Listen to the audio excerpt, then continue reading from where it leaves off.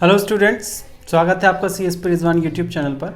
इस चैनल पर संविधान और रीजनिंग की सीरीज़ चल रही है। संविधान के ऑलरेडी हम 4 वीडियोस डाल चुके हैं, वो सारे आपको नीचे डिस्क्रिप्शन बॉक्स में उसके लिंक मिल जाएंगे।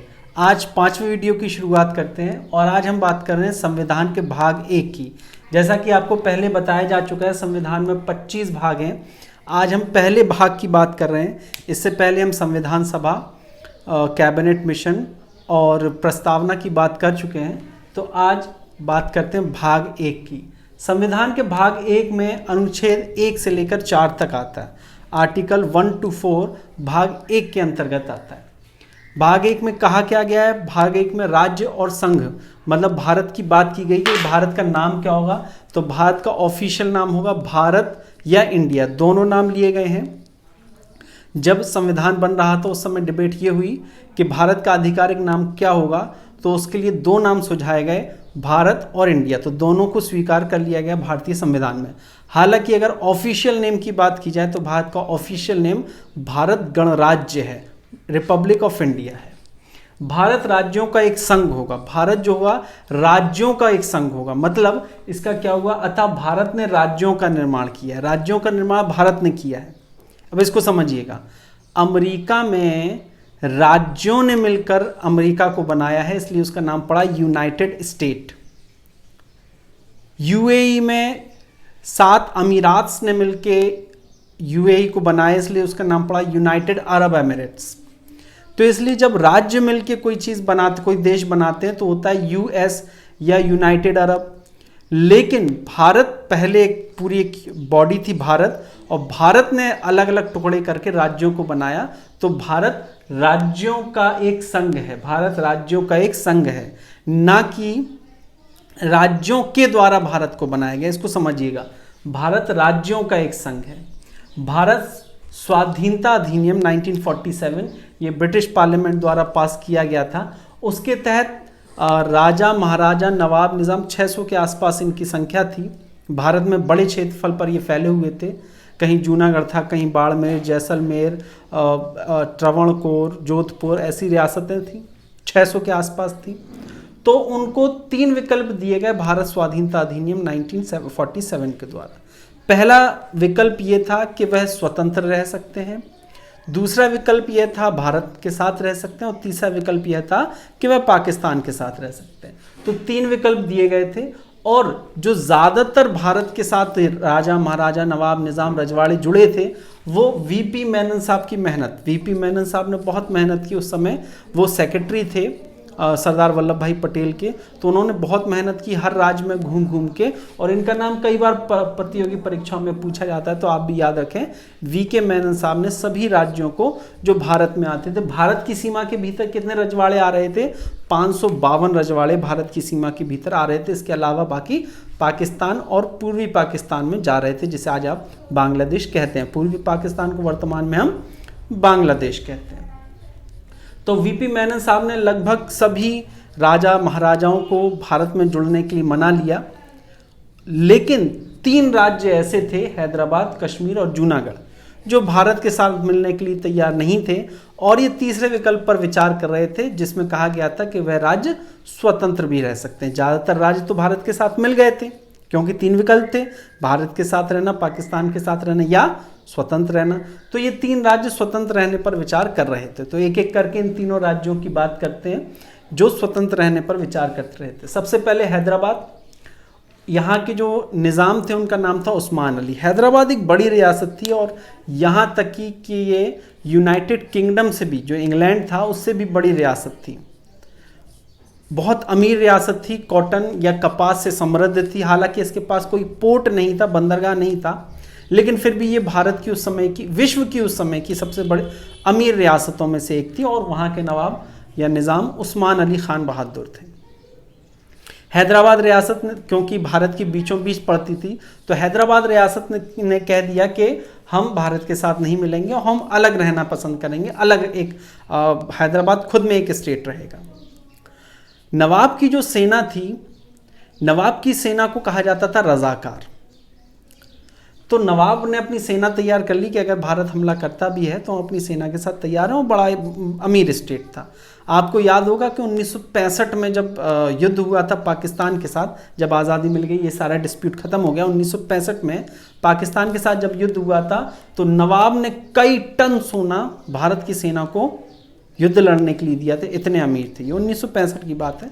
दोबारा वर्तमान स्थिति में लौटते हैं तो हैदराबाद के नवाब ने निज़ाम ने कह दिया कि नहीं साहब, हम अलग ही अपना स्वतंत्र हैदराबाद स्टेट की तरह रहेंगे, और अपनी सेना को भी तैयार कर लिया, जिनको कहते थे रजाकार। वहाँ की सेना को, हैदराबाद की सेना को रजाकार कहा जाता था। हैदराबाद जब स्वीकार करने को, भारत की अधीनता स्वीकार करने को तैयार नहीं था, और भारत के साथ समस्या ये थी कि हैदराबाद बिल्कुल बीच में, भारत का अगर आप हैदराबाद स्टेट को देखें गूगल करके तो आप पाएंगे कि उत्तर भारत और दक्षिण भारत के बीच की कड़ी है हैदराबाद। अगर हैदराबाद एक अलग राज्य बन जाता, एक अलग देश बन जाता, तो भारत का उत्तर और दक्षिण से रिश्ता जो है टूट जाता और बड़ी परेशानी उत्तर से दक्षिण में आने में होती। इसी वजह से उस समय की सरकार ने हैदराबाद पर पुलिस कार्रवाई या सैन्य कार्रवाई के द्वारा अधिकार कर लिया। सेना को या पुलिस को भेजा गया हैदराबाद और 3 दिन तक युद्ध चला, जिसका नाम था ऑपरेशन पोलो। ऑपरेशन पोलो के द्वारा सेना ने हैदराबाद पर अधिकार कर लिया, रजाकार हार गए, और उसके बाद में हैदराबाद को भी भारत में मिला लिया गया। और जो राज्य प्रमुख बनाए गए, हैदराबाद स्टेट के पहले राज्य प्रमुख उस्मान अली को बनाया गया।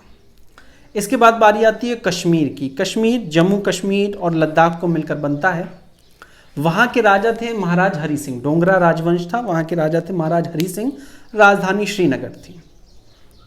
महाराज हरि सिंह भी स्वतंत्र रहना चाहते थे, लेकिन ये एरिया जो था पाकिस्तान बॉर्डर पर लगता था, और यहाँ की जो ज़्यादातर जनसंख्या थी मुस्लिम बहुल्य की थी, ख़ासतौर से कश्मीर वैली में।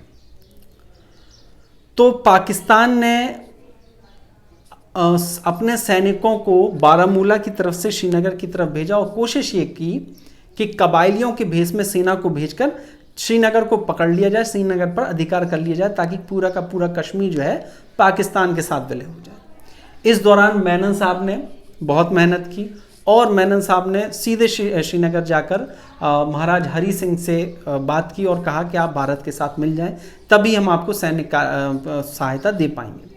महाराज हरि सिंह की मजबूरी थी, और इस बात पर महाराज हरि सिंह ने कि वरना पाकिस्तान की सेना कब्जा कर लेगी श्रीनगर पर, डॉक्यूमेंट ऑफ फैक्सेशन, विलय पत्र पर भारत के साथ हस्ताक्षर कर दिए, और एक शर्त रखी। शर्त ये रखी गई कि कश्मीर राज्य भारत को केवल 3 चीज़ें पर अधिकार देगा। पहला, विदेशी मामले, एक्सटर्नल अफेयर्स, रक्षा, डिफेंस, और संचार। इन 3 मामलों में ही कश्मीर राज्य में भारत का हस्तक्षेप होगा। उसके लिए आर्टिकल 370 भी बनाया गया, जो बाद में समाप्त हो गए। तो इन चीज़ों को छोड़ा कश्मीर राज्य ने, और विलय पत्र पर हस्ताक्षर कर दिए। इस प्रकार भारत का विलय कश्मीर का विलय भारत में हो गया। इसके बाद बात करते हैं जूनागढ़ की। गुजरात राज्य का जूनागढ़ स्टेट, सरदार पटेल का, गांधी का राज्य है गुजरात, और वहाँ का स्टेट भी कहने लगा कि नहीं साहब, हम तो अलग एक राज्य की तरह रहेंगे, और अगर मिलना ही है तो पाकिस्तान के साथ मिले। वहाँ के नवाब थे महावत खान जी। बाद में जिस प्रकार कश्मीर में राजा हिंदू थे, जनता जो है मुस्लिम बहुल थी, उस पर जूनागढ़ में राजा मुसलमान था और जो जनता थी वो हिंदू बहुल्य थी। बाद में वहाँ जाकर जनमत संग्रह करा गया, लोगों से वोटिंग कराई गई, पूछा गया कि आप भारत में रहना चाहते हैं या पाकिस्तान में, और लोगों ने भारत की तरफ वोट किया और इसका विलय जनमत संग्रह के आधार पर कर लिया गया। नवाब महावत खान जो है कराची भाग गए। आज भी वहाँ उनके एंसेस्टर्स, उनके उत्तराधिकारी रहते हैं। तो दोबारा देखते हैं, हैदराबाद उस्मान अली, भारत में विलय किस प्रकार हुआ? पुलिस कार्रवाई के द्वारा। नाम क्या था? ऑपरेशन पोलो। कश्मीर महाराज हरि सिंह, डोंगरे राजवंश के। भारत में विलय कैसे हुआ? विलय पत्र पर हस्ताक्षर करके, डॉक्यूमेंट ऑफ एक्सेक्शन पर हस्ताक्षर करके। जूनागढ़ महावत खान और जनमत संग्रह के आधार पर भारत में इनका विलय हुआ। भारत की संसद राज्यों के नाम और सीमाओं में किसी भी समय कभी भी परिवर्तन कर सकती है। ये संसद को अधिकार है कि भारत के राज्यों के नाम और सीमा में उनके परिवर्तन कर दे। देश का संविधान लागू होने के बाद कई क्षेत्रों को भारत में मिलाया गया, जिसकी ट्रिक बनाई गई है, दादा के सिक्के से पंडित ने दम से खोया खाया। ये 5 राज्यों की ट्रिक है, दादर एवं नागर हवेली।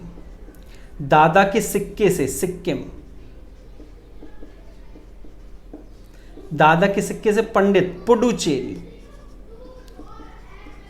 दमन द्वीप, दमन एवं दीव, खोया खाया से बना है गोवा। तो ये 5 राज्य हैं, दादर एवं नागर हवेली, सिक्किम, पुडुचेरी, दमन एवं दीव, गोवा।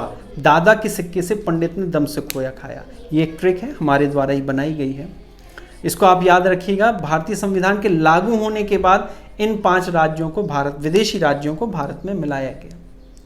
भारत में 2 प्रकार के राज्य होते हैं, एक तो पूर्ण राज्य होता है जैसे उत्तर प्रदेश, मध्य प्रदेश, राजस्थान, छत्तीसगढ़, झारखंड वगैरह वगैरह, और एक होते हैं केंद्र शासित प्रदेश जिनकी जनरली क्षेत्रफल कम होता है या फिर स्ट्रेटेजिकल पॉइंट ऑफ व्यू से वो कूटनीतिक दृष्टि से बहुत महत्वपूर्ण होते हैं, उनको केंद्र शासित प्रदेश बनाया जाता है। जैसे लक्षद्वीप, इसका क्षेत्रफल बहुत कम है। दमन दीव, दादर नागर हवेली, इसका क्षेत्रफल, चंडीगढ़, इसका क्षेत्रफल बहुत कम है।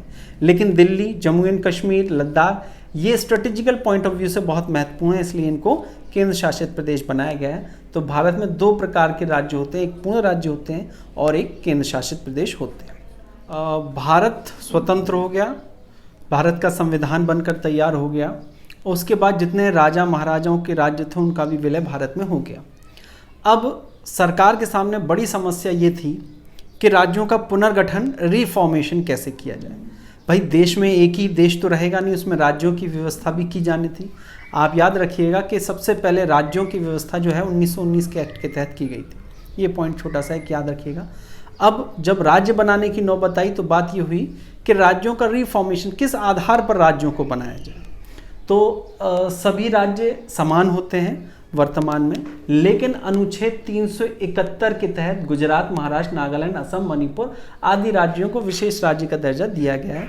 अनुच्छेद 370 के तहत जम्मू कश्मीर को भी विशेष राज्य का दर्जा दिया गया था, जो कि अब समाप्त हो गया है। परंतु अनुच्छेद 371 के तहत आज भी गुजरात, महाराष्ट्र, असम, मणिपुर, नागालैंड वगैरह को स्पेशल विशेष राज्य का दर्जा प्राप्त है। वापस आते हैं उसी पॉइंट पर हमारे कि राज्यों का पुनर्गठन किस आधार पर किया जाए।